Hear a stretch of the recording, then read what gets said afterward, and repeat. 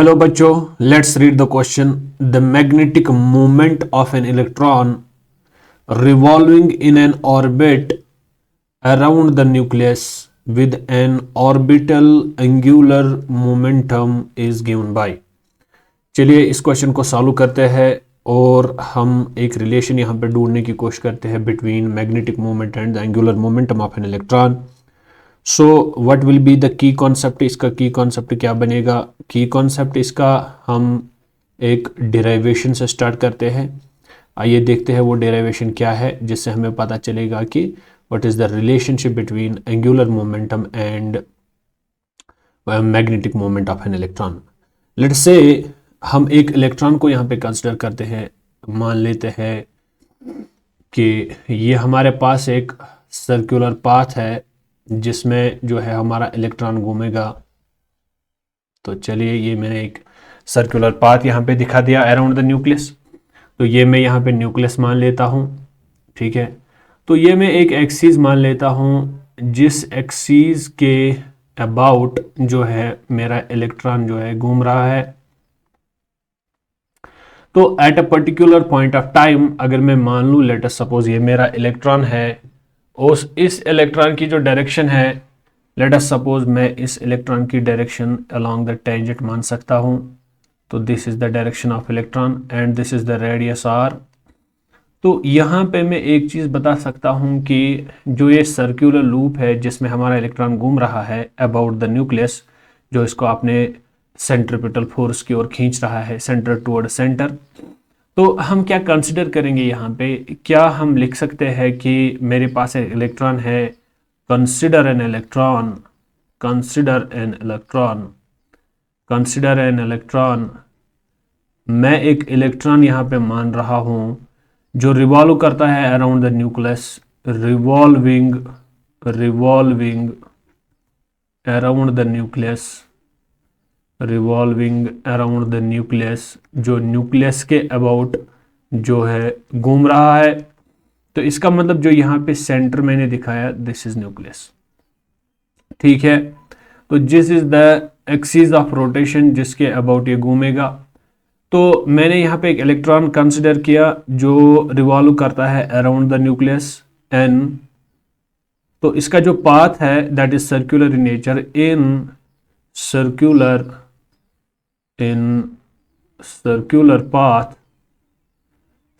Path में ये घूम रहा है. अगर उस सर्कुलर पाथ की रेडियस की बात की जाए, ऑफ रेडियस आर, जिसकी रेडियस आर है, और वो किस स्पीड से भाग रहा है वो इलेक्ट्रॉन, विद स्पीड v. तो ये इस इलेक्ट्रॉन की स्पीड है, ये इस v स्पीड से घूम रहा है इस सर्कुलर पाथ के अंदर. तो अगर मैं रिवॉल्विंग इलेक्ट्रॉन को लिख सकता हूं, यहाँ पे ये एक करंट यहाँ पे कंडक्ट करेगा. तो क्या मैं लिख सकता हूं कि the revolving electron is equivalent the revolving electron is equivalent to electric current. The revolving electron is equivalent to electric current. यानी जब ये इलेक्ट्रॉन टाइम के साथ घूमेगा it will constitute the electric current. तो क्या मैं इलेक्ट्रिक करंट को लिख सकता हूँ फ्लो ऑफ चार्ज, यानी चार्ज कितना फ्लो करेगा और कितना टाइम लेगा, I/T E/T, ये हमारा करंट के बराबर आ जाएगा. तो अगर मैं T की बात करूं, T क्या है? T is the time period of revolution, time period of revolution, यानी इसको कितना टाइम लगेगा एक रेवोल्यूशन करने में. तो अगर मैं देखूं ये सर्कुलर पाथ जो है, इसका जो सर्कमफ्रेंस बनेगा दैट इज 2πr. तो क्या मैं इस टाइम को लिख सकता हूं? This time will be equal to 2πr. This is the circumference of this circle divided by ये किस स्पीड से भाग रहा है, ये तो हमारा टाइम पीरियड निकल के आ जाएगा. Okay, now changing the colour of the pen. तो यहाँ तक फिलहाल हमें यह चीज़ पता चला कि जो ये करंट कॉन्स्टिट्यूट करेगा दैट इज I = E/T, और टाइम पीरियड जो होगा that is 2πr upon speed. Okay, now if I try to find here the value of current, that is the derivation of current I, that is equal to E charge of electron divided by time period, that is 2πr into v. फिलहाल मेरी ये relation निकल के आ गई, इसको मैं equation 1 मान लेता हूं। Moving to the next page. अगर मैं एरिया ऑफ करंट लूप की बात करूं, area of current loop, area of current loop की अगर मैं बात करूं, that area of current loop, क्या मैं उसको लिख सकता हूं? ये हमारा एक इलेक्ट्रॉन ऑर्बिट बनेगा जिसमें हमारा इलेक्ट्रॉन घूम रहा है। अगर उस एरिया की बात की जाए, वो एरिया तो बराबर हो जाएगा pi are square, easy and simple. तो magnetic movement due to orbital motion किसके बराबर आ जाएगी? Magnetic movement, magnetic movement due to orbital motion of an electron, due to orbital motion, क्योंकि इलेक्ट्रॉन ऑर्बिटल मोशन करता है, तो किसके बराबर आ जाएगी मैग्नेटिक मूवमेंट, जिसको मैं m सबस्क्रिप्ट l से लिखता हूं? तो वो तो होता है मैग्नेटिक मूवमेंट हमेशा करंट इंटू एरिया, वो तो करंट इंटू एरिया के बराबर होता है। करंट इंटू एरिया हमारा मैग्नेटिक मूवमेंट होता है m, magnetic movement subscript small l। तो करंट का वैल्यू ऑलरेडी हमारे पास आ चुका है, that is EV by 2 pi r, that is EV upon 2 pi r, और यहाँ से एरिया का value that is pi are square. Pi और पाई कैंसल, आर और आर कैंसल, तो यहाँ से मेरा आंसर निकल के आ गया EVR डिवाइडेड बाई 2 पाई। फिलहाल मेरा क्या निकल के आ गया? ये मेरा निकल के आ गया मैग्नेटिक मोमेंट। तो मैग्नेटिक मोमेंट का जो वैल्यू है that is EVR upon 2 pi, sorry EVR upon यहाँ पे हमें लिखने में थोड़ी सी गलती हो गई क्योंकि पाई पर पाई कैंसिल हो गया। EV अपॉन 2 हमारा क्या निकल के आ गया? EVR अपॉन 2 हमारा फिलहाल मैग्नेटिक मोमेंट निकल के आ गया। नाउ तो ये इक्वेशन जो है ये हमें क्या देता है? Magnetic dipole moment of A revolving electron, ये हमें देता है magnetic dipole, magnetic dipole moment of A revolving, magnetic dipole moment of A revolving electron. जो इलेक्ट्रॉन रिवॉल्व करता है उसकी मैग्नेटिक डायपोल मोमेंट कौन देता है हमें? दैट इज EVR अपॉन 2 के बराबर वो होता है।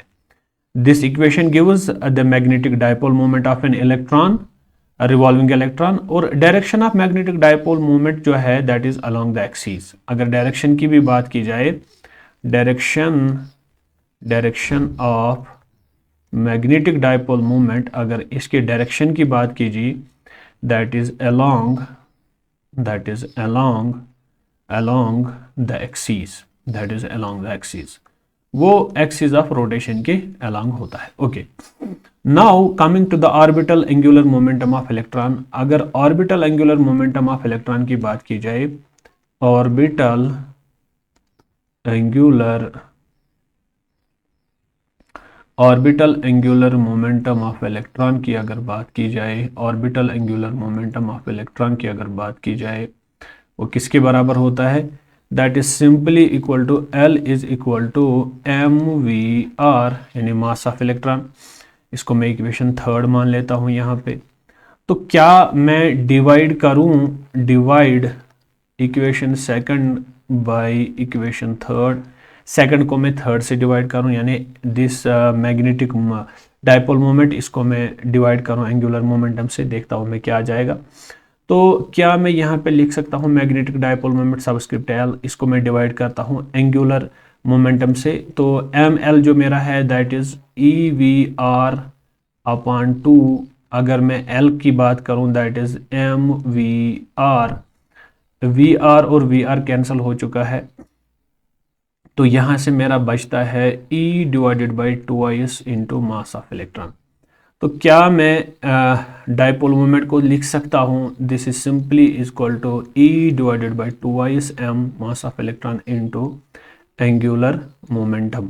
तो यहाँ से मेरी रिलेशन निकल के आ गई कि जो डायपोल मोमेंट है, जो मेरी मैग्नेटिक डायपोल मोमेंट है that is related to angular momentum of an electron. इसको मैं वेक्टर से भी दिखा सकता हूँ। तो यहाँ से फाइनली एक नेगेटिव साइन भी आ जाता है।